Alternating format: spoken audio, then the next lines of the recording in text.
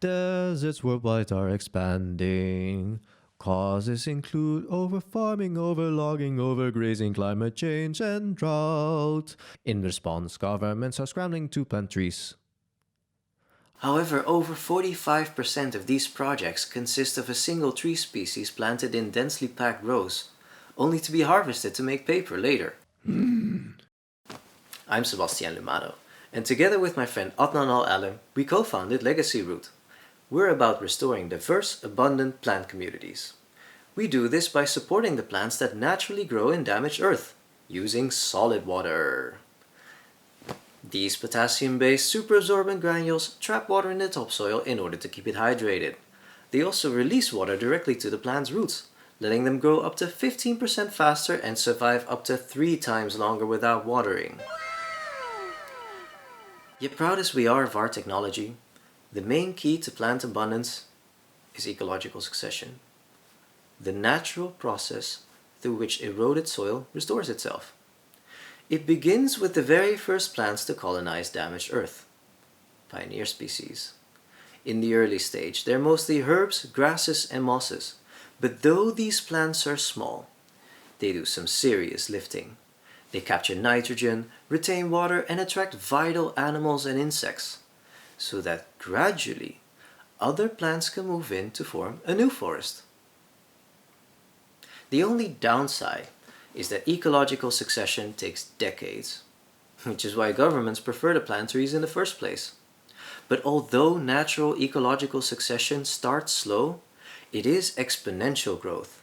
And by recklessly planting trees that take away the pioneer plant's sunlight, it turns out we may actually be slowing down the rate at which the soil can restore itself. Our solution? Because solid water helps plants sprout, survive longer without water, and speeds up their growth, we can help more pioneer plants survive their tough environment. This way, we can speed up ecological succession while still allowing native plants to later move in and establish themselves. How much faster the soil then recovers depends on many factors, such as the soil's current health, its native plants, and of course, the climate. But to give you an example of its potential, let's take a look at the Panama rainforest. There, ecologists found that after just 5 days of no rainfall, more than 40% of pioneer plant species would die. Yet when they watered them, nearly all of them survived into adulthood. Now, solid water can't match daily watering by a trained ecologist. But while people come and go, solid water can stay active in the soil for up to 10 years, depending on the soil's microbial activity.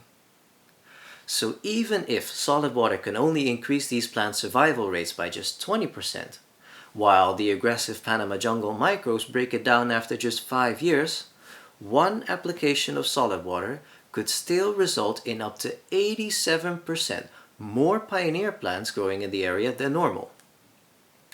Of course, this is still hypothetical. And we've also yet to prove whether more pioneer plants means faster soil recovery. But the research all seems to point in that direction, so we want to give it a try.